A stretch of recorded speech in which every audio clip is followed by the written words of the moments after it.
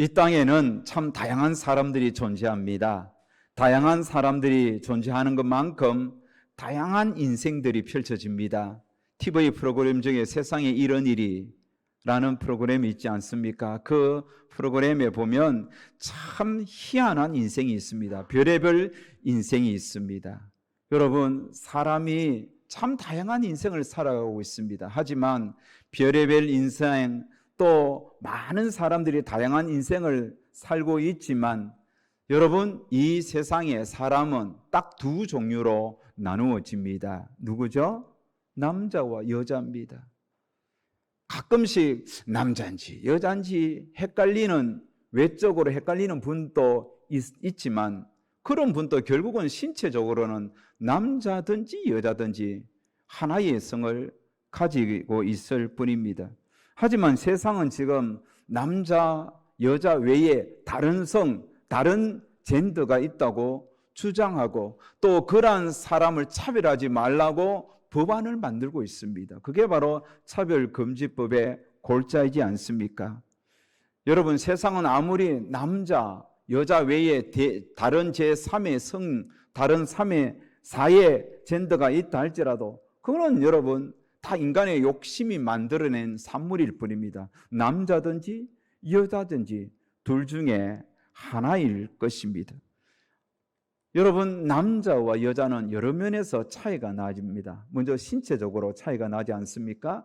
여러분, 사람을 딱 보면 저분이 남자인지 여자인지 대충은 압니다. 아무리 요즘 사람들이 또 여성화된, 남자가 여성화된 옷을 입고 또 여자가 남성화된 옷을 입는다 한다 할지라도 보면 어깨나 골격에서부터 남자와 여자는 많은 차이가 납니다. 또 목소리도 차이가 많이 나지요. 또 어떤 생각도 차이 많고 또 사회적으로 살아가는 삶의 방식도 차이가 많이 납니다. 그러다 보니 여러분, 지금 우리 사회는 남녀의 갈등, 소위 젠더 갈등이 많이 일어나기도 하죠. 또 남성에 비하여 비교적 이렇게 좀 차별을 받아왔던 여성들이 이 남녀 평등을 주장하고 또 뜻깊은 사람들이 남자, 여자는 공평하다라는 그런 남녀 평등의 사상을 많이 주장하기도 합니다. 상대적으로 피해를 입었다 생각하는 여성들은 여성의 인권과 또 어떤 그런 차별을 금지하자, 또 받으면 안 된다는 그런 주장을 하면서 페미니즘 운동이 전 사회적으로 이렇게 전반에 퍼져 있는 것이 오늘 우리의 현실입니다. 여러분, 우리는 하나님을 믿는 성도로서 인간의 근본이 무엇인지 알아야 됩니다.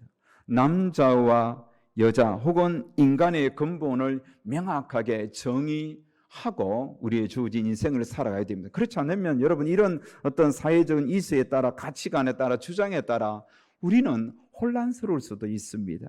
자, 오늘 여러분 설교 제목은 우리는 왜 여기에 있는가? 상당히 존재론적 질문입니다. 존재에 대한 질문입니다. 우리는 왜, 나는 왜 여기에 있는가? 여러분, 이 설교 제목을 세 가지 질문으로 좀 더 구체적으로 질문할 수 있겠습니다. 첫 번째, 우리는 어디에서 왔는가? 두 번째, 우리는 어떻게 살아야 하느냐? 세 번째, 우리는 어떤 일을 하면서 살아야 하느냐? 이 세 가지 질문을 우리는 가질 수가 있습니다. 자, 여기에 대한 해답을 찾기 전에 그러면 세상에서는 이 인류들은 어떻게 인간에 대하여 말하는지 살펴봐야 되겠습니다. 여러분, 인류의 기원에 대한 그런 신화들이나 또 내용들이 세계 도처에 참 많이 일어납니다. 우리나라뿐만 아니라 각양각색의 신화들이 세계 여러 나라에 존재하는데 그중에 몇 가지를 뽑아보면 먼저 여러분, 대한민국, 우리나라의 대표적인 무속 신화인 그 함경도 땅에서 이렇게 만들어진 창세가라는 그런 무속 신화 책이 있습니다. 그 창세가에 보면 미륵이 나옵니다. 저 미륵은 양손에 금쟁반과 은쟁반을 들고 있습니다. 근데 이 금쟁반과 은쟁반을 미륵이 들고 있을 때 들고서 하늘 향하여 축사하니 하늘에서 벌레들이 두루룩 떨어지는 거예요. 음쟁반에 5마리 벌레가 떨어지고 또 금쟁반에 5마리 벌레가 떨어지는데 이 벌레들이 뭐가 되느냐 하면 사람이 된다는 거예요. 금쟁반에 떨어진 사람은 남자가 되고 은쟁반에 떨어진 벌레는 여자가 되고 그래서 이 남자와 여자가 자라서 서로 결혼하여 사람을 낳았다. 아이를 많이 낳았다. 그래서 그 사람들이 오늘날 인류가 되었다. 믿거나 말거나. 이게 바로 우리나라 저 함경도 땅에서 이렇게 번져나간 창세가라는 무속신앙입니다. 자, 그 다음에 여러분 북유럽의 신화에 보면 특히 게르만 민족의 신화에 보면 오딘과 그의 형제 신들이 있습니다. 한 번은 오딘과 그의 형제들이 산책을 나갔더니 나무들이 떠내려오는 거죠. 그런데 그 나무들을 보니까 물풀의 나무와 느릅나무가 떠내려온 겁니다. 그래서 그 떠내려온 물풀의 나무로 오딘과 그의 형제 신들이 남자를 만들고 느릅나무로 여자를 만들었고 이렇게 나무로 남자와 여자를 만든 다음에 오딘 신이 생명을 불어넣고 그 다음에 둘째 신이 날카로운 기지와 감성을 불어넣고 셋째 신이 시각과 청각을 불어넣어서 인간이 되었다. 이게 바로 게르만 민족 북유럽의 신화입니다. 자, 그 다음에 여러분 그리스 신화에 보면 프로메테우스가 진흙으로 인형을 만들어서 거기에 숨을 쉬게 해서 인간이 되었다. 이게 프로메테우스가 주장한 그리스 신화입니다. 그 다음에 중국 신화가 있습니다. 중국 신화에 보면 여와가라는 여신이 황토를 빚어 사람을 하나하나 만들었습니다. 수작업으로 사람을 만드는 나중에는 너무 지겹고 힘든 거예요. 그래서 밧줄로 진흙을 휙 저어서 대량 생산 인간을 만들었다는 거죠. 그래서 손으로 빚어 만든 인간은 아주 존귀한 인간이 되고 대량 생산한 인간은 선한 인간이 되었다. 이게 이 중국 신화에 나오는 여와가라는 여신이 만든 인간이라고 합니다. 참 어찌 되었든 그렇게 해서 인간이 많이 시작되었다는 거예요. 그런데 여러분 이런 것은 신화라고 여깁시다. 과학자들은 뭐라고 이야기하느냐? 과학자들은 여러분 인간이 자연적으로 발생했다고 합니다.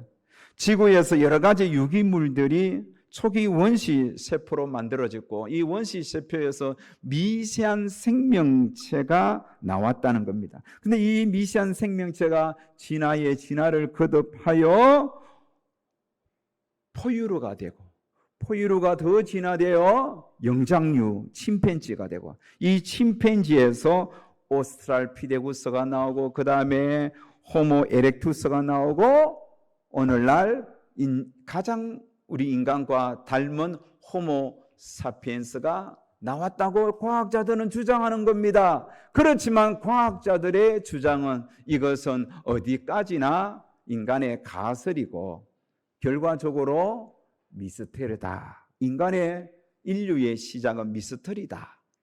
알 수 없다. 신비다. 이게 바로 과학자들의 결론입니다. 사랑하는 여러분, 자, 이 세상이 말하는 인간의 기원이나 신화는 명확하지도 않고 찜찜합니다. 또 예상하기도 합니다. 그렇다면 하나님을 믿는 우리들은 우리 인간이 어디서 왔는지, 우리 인간의 근본 남자, 여자가 무엇인지 우리는 똑바로 알아야 되겠습니다. 다시 여러분 초반의 원초적인 질문으로 돌아갑시다. 오늘 설교 제목은 나는 왜 여기서 왔는가? 여기서 세 가지 질문으로 나눌 수 있다고 합니다. 첫 번째, 우리는 어디서 왔습니까? 대답은 명확합니다. 우리는 여러분 하나님의 최고의 창조물로 이 땅에 왔습니다. 한번 따라합시다. 나는 하나님의 최고의 창조물이다. 지난주도 말씀드렸습니다. 여러분, 최고의 걸작품이죠. 우리 인간은 여러분 최고의 걸작품입니다. 하나님께서 흙으로 사람을 빚어 그 코에 생기를 불어넣어 생명이 되게 했습니다. 하나님께서 우리를 여러분 흙을 빚어 만들었지만 우리 코에 호흡을 불어넣어 우리가 들숨과 날숨을 통하여 하나님을 의지하는 존재가 되게 했습니다. 그래서 우리 인간들은 여러분 숨을 덜 마시면서 숨을 내쉬면서 우리는 하나님을 의지하며 살아가는 존재가 되게 되었다는 겁니다.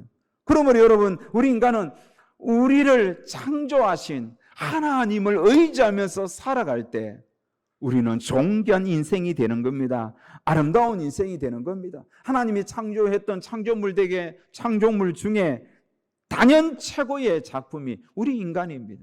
우리는 어디서 왔습니까? 하나님의 손으로부터 하나님의 최고의 걸작품, 최고의 작품으로, 최고의 창조물로 우리는 이 땅에 왔습니다. 이걸 여러분 믿어야 됩니다. 다른 이런 신화에서 그들의 이런 말도 되지 않는 이런 주장을 우리가 믿을 것이 아니라 우리는 하나님께서 직접 태초에 창세전에 우리를 계획하시사 우리를 직접 빚어서 만든 하나님의 최고의 창조물이다. 이게 우리의 근본입니다. 할렐루야, 믿습니까? 그 다음에 두 번째 질문, 이렇게 최고의 창조물로 이 땅에 온 우리들은 어떻게 살아야 합니까? 답은 간단합니다. 서로 관계하면서 살아야 됩니다. 관계하면서 산다는 것은 서로 소통하면서 서로 커뮤니케이션을 하면서 살아야 한다는 겁니다. 하나님께서는 아담을 깊이 잠들게 하신 후에 그의 갈비뼈를 취하여 아담과 관계하면서 소통하면서 교제하면서 살 수 있는 한 사람을 만들었는데 그 사람이 하와죠. 여자입니다. 아담이 잠에서 깨어나서 그 여인을 보고 이렇게 말하죠. 이는 내 뼈 중에 뼈요 살 중에 살이라. 이것을 남자에게서 취하은즉 여자라 부르리라. 아담은 그렇게 자신의 몸에서 만들어진 그 여자를 보면서 내 살 중에 살이요 내 뼈 중에 뼈라고 이야기합니다. 이게 무슨 말입니까? 너와 나는 같은 동등한 존재라는 것입니다. 우리는 하나님께서 인간을 만드는 과정을 보면 알 수 있습니다. 무엇을 압니까? 남자나 여자나 동일하다는 거예요. 동일하다. 누가 우월하고 누구는 열등하지 않다는 겁니다. 서로 평등합니다. 이렇게 동등하고 서로 존귀하게 만들어진 인간은 서로 의지하면서 서로 소통하면서 살아야 할 존재라는 사실을 알아야 합니다. 관계하면서 커뮤니케이션 하면서 살아가야 합니다. 그렇다면 인간은 어떻게 누구와 소통을 해야 되겠습니까? 두 가지 차원으로 이야기합니다. 첫 번째, 하나님과 소통하면서 살아야 합니다. 인간은 여러분 하나님과 관계하면서 서로 소통하면서 서로 커뮤니케이션 하면서 살아야 하는 겁니다. 하나님께서 인간을 만들었을 때 하나님과 인간 사이에 소통에 막힘이 없었습니다. 100% 완벽하게 소통했습니다. 하나님은 인간과 그렇게 계속 소통하기를 원해서 특별한 조치를 취해 놓았습니다. 그것은 뭐냐면 에덴 동산에 두 종류의 나무를 만들어 두었습니다. 하나는 생명나무, 하나는 생명을 선악을 알게 하는 나무 열매입니다. 하나님은 생명나무는 허락했습니다. 생명나무의 열매를 먹으면서 영생하도록 했습니다. 그러나 하나님께서는 선악을 알게 하는 나무의 열매를 금했습니다. 왜 금했겠습니까? 선과 악은 하나님만이 판단한다는 거예요. 너희 인간들에게는 선과 악을 판단할 수 있는 기준을 하나님이 두지 않았다는 겁니다. 그래서 하나님이 선하다 하면 선이요, 하나님은 악이다 하면 악입니다. 그렇지만 하나님께서는 그 인간에게 선과 악을 알게 하는 나무의 열매를 따먹을 자유도 주셨고, 또 그것을 따먹지 않을 자유도 주셨습니다. 다시 말하면 하나님의 명령에 순종하는 것도 그의 자유에 맡겼고, 불순종하는 것도 자유에 맡겼습니다. 하지만 여러분, 하나님의 말씀에 순종하면 하나님과 커뮤니케이션이 되는 거예요. 하나님과 관계가 되는 거예요. 하나님과 온전한 소통이 이루어지는 거예요. 그렇지만 하나님께서 그만 명령을 그가 불순종하면 그것은 악이 되는 거죠. 그러면 하나님과의 소통도 단절되는 겁니다. 여러분, 인간은 어떻게 했습니까? 하나님께서 금하신 선악과 열매를 자기가 판단하여 이것은 옳다, 이것은 하나님은 금했지만 나는 이거 따먹는 것이 옳다라고 스스로 선으로 옳다고 판단해서 따먹었잖아요. 결과는 어떻게 되었습니까? 하나님과의 소통이 끊어진 거죠. 하나님과의 관계가 끊어진 거예요. 이렇게 여러분, 하나님과의 소통 단절, 하나님과의 관계가 단절된, 커뮤니케이션이 단절된 인간은 자연스럽게 여러분, 인간끼리도 관계가 단절되어 가는 겁니다. 부부 사이에 문제가 생기잖아요. 또 자식들 간에 문제가 생기잖아요. 그리고 그의 후손들이 여러분 계속 하나님께서 원하시는 선, 하나님께서 원하는, 하나님께서 옳다는 길은 무시하고 자기가 옳은 대로 성을 쌓고 무기를 만들고 자기들끼리 전쟁을 하면서 점점 세상은 악해 간 것입니다. 사랑하는 여러분, 하나님께서는 우리 인간들에게 먼저 자신과 늘 소통하길 원했던 겁니다. 이렇게 우리는 어떻게 살아야 합니까? 하나님과 소통하며 살아야 되는 거예요. 다시 하나님께서 우리와 소통할 수 있도록 예수 그리스도를 보내주셔서 예수 그리스도가 십자가에 피 흘려 죽어주심으로 이제는 하나님과 우리의 소통에 막힌 것을 무너뜨리고 언제든지 하나님께 나아가 예수 그리스도의 이름으로 소통할 수 있도록 자비와 긍휼을 베풀어 주신 겁니다. 할렐루야. 여러분, 하나님께서는 이렇게 자신과 소통하는 뿐 아니라 자녀들에게 또 자기의 가족들에게 소통할 수 있도록 하나님께서 명령을 내렸습니다. 이렇게 하나님과의 관계가 얼마나 중요한지, 하나님과의 관계, 하나님과의 소통이 끊어지지 않도록, 무너지지 않도록 출애굽한 이스라엘 백성들에게 하나님은 모세를 통하여 이제 너희들이 들어갈 저 가나안 땅에 들어가서는 너희 조상들은 하나님의 명령을 어기고 자기가 옳은 대로 자기가 옳다는 길로 가서 하나님과의 관계 소통이 깨어졌지만 너희들은 하나님의 명령에 순종하여 하나님과 온전히 소통하라고, 이것을 너 자신도 소통하고 내 후손들도 소통하면서 살도록, 하나님과 관계하면서 살도록 명령을 내린 것이 바로 신명기 6장 4절에서 9절 그 쉐마의 명령인데, 5절에 보면 너는 마음을 다하고 뜻을 다하고 힘을 다하여 내 하나님을 사랑하라. 하나님과 소통하며 살라는 거예요. 뿐만 아니라 내 자녀에게도 부지런히 가르치고 집에 앉았을 때든지 길을 갈 때든지 또 누워있을 때든지 일어날 때든지 항상 이 말씀을 강론하라. 이 말씀으로 자녀들이 하나님과 소통하면서 살아갈 수 있도록 가르치라고 말씀했던 겁니다. 자, 여러분, 두 번째 질문에 대한 답은 명확하죠. 우리는 어떻게 해야 합니까? 소통하면서 살아요. 누구와? 하나님과 소통하고, 그 다음에 우리 이웃과 소통하고 우리 가족과 소통하고, 어떻게? 하나님과 소통하는 그 방식으로 하나님을 서로 소통할 때, 하나님과의 관계를 할 때 이 관계가 내 남편과 아내에게, 내 자녀 간에, 또한 이웃 간에 소통의 문이 열리게 되는 길이라는 겁니다. 세 번째 질문에 답해야 할 때입니다.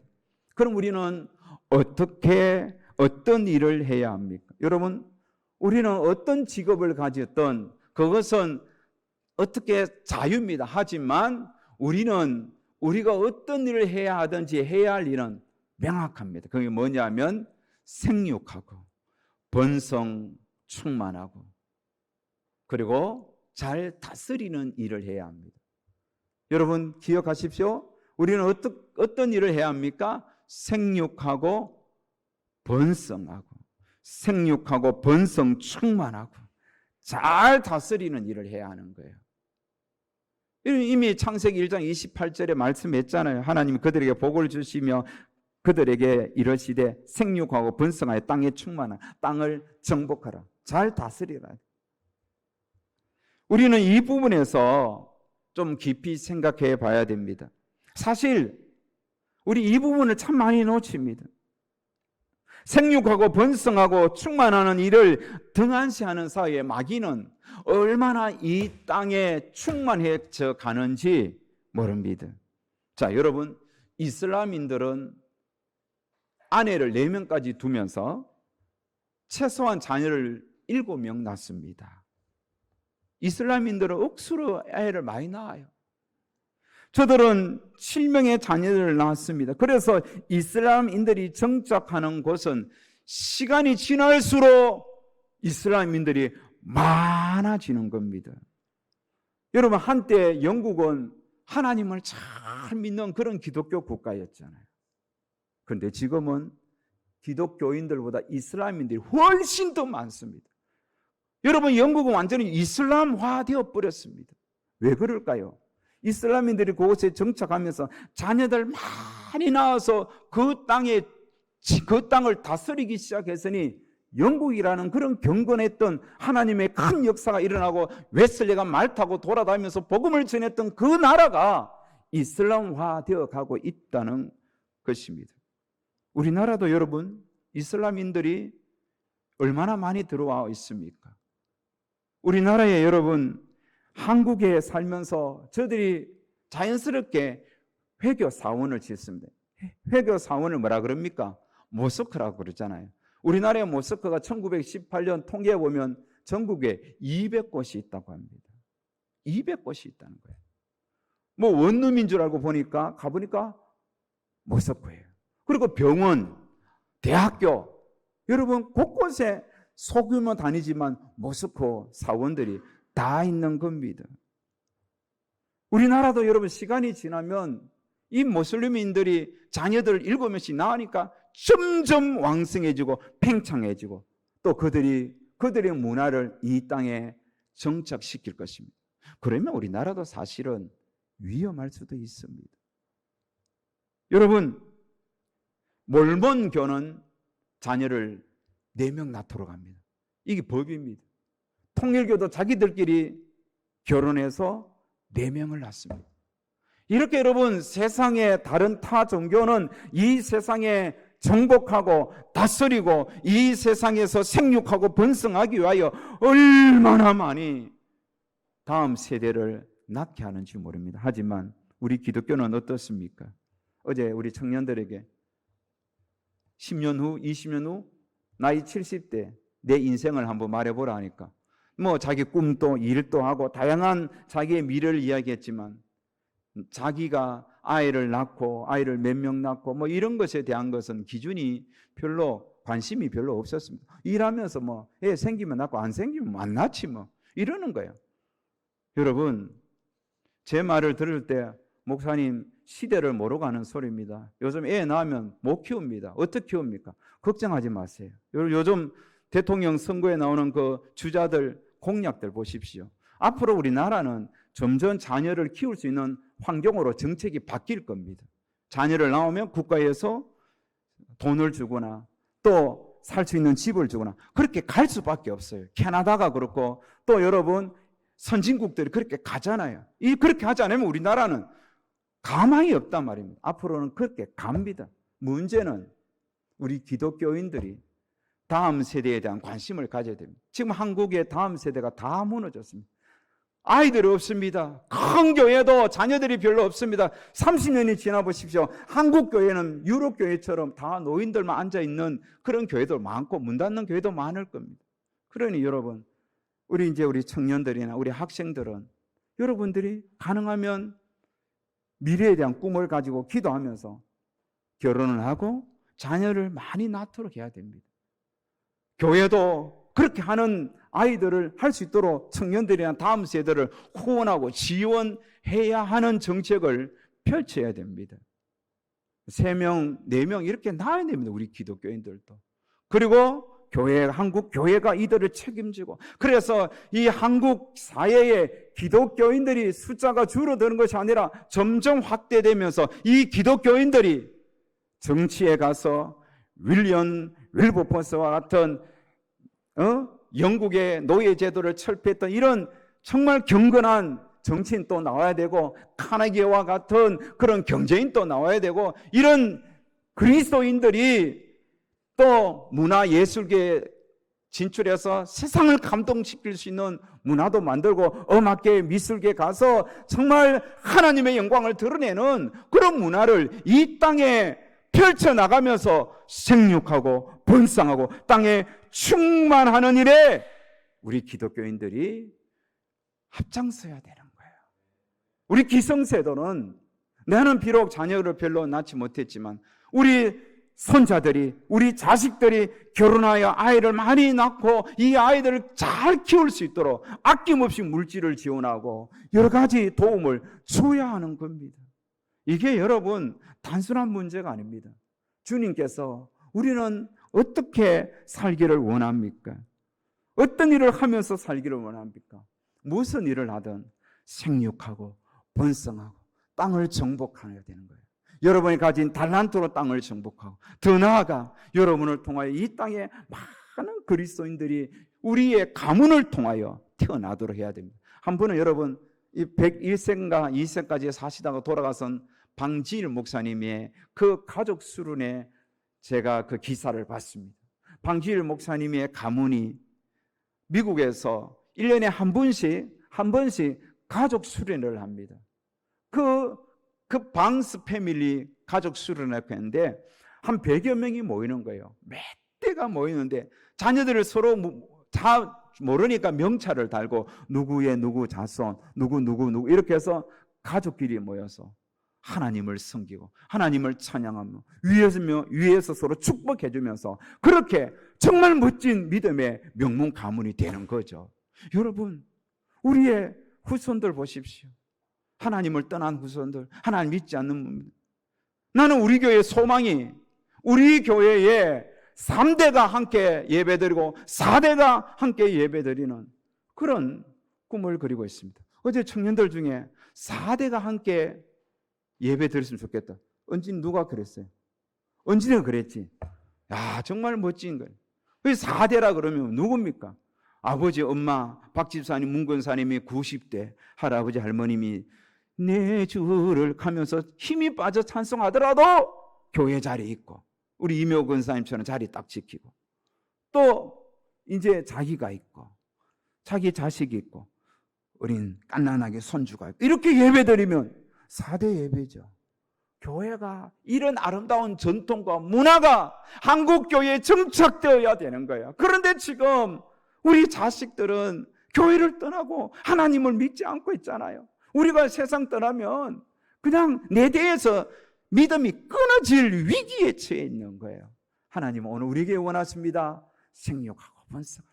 땅에 충만한 그렇게 우리의 근본, 우리가 이 땅에 온 목적을 우리는 분명히 살아야 됩니다.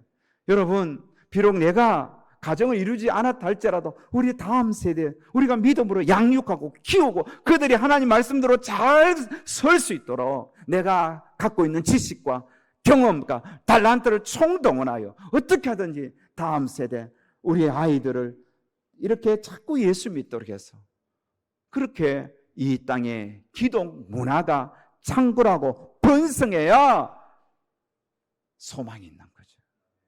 저는 우리 교회가 아이들이 많았으면 좋겠습니다. 청년들이 많이 모였으면 좋겠습니다. 그게 우리 교회가 앞으로 가야 할 길입니다. 그러므로 여러분, 이제 말씀을 맺겠습니다. 우리는 어디에서 왔습니까? 하나님의 최고의 걸작품으로 하나님이 이 땅에 보내서 왔습니다. 두 번째로 우리는 어떻게 살아야 합니까? 하나님과 관계하면서, 늘 하나님과 소통하면서, 또한 우리의 가족들이 하나님과 소통하도록, 우리의 다음 세대 후손들이 하나님과 소통하도록 그렇게 가르치면서 우리는 이 땅에 살아야 됩니다. 어떤 일을 해야 합니까? 생육하고 번성하는 일을 해야 됩니다. 여러분이 가진 달란트로 세상을 변화시키고 세상을 감동시키고 또한 우리의 후손들, 우리 다음 세대가 계속 하나님을 믿는 경건한 자손들이 많이 이 땅에 태어나도록 우리가 후원하고 지원하고 함께해야 되는 겁니다. 이게 우리가 이 땅에 온 목적이요 살아가야 할 이유입니다. 할렐루야. 이런 오늘 우리의 모습을 축복하는 찬양을 드리면서 오늘 말씀을 마무리하겠습니다.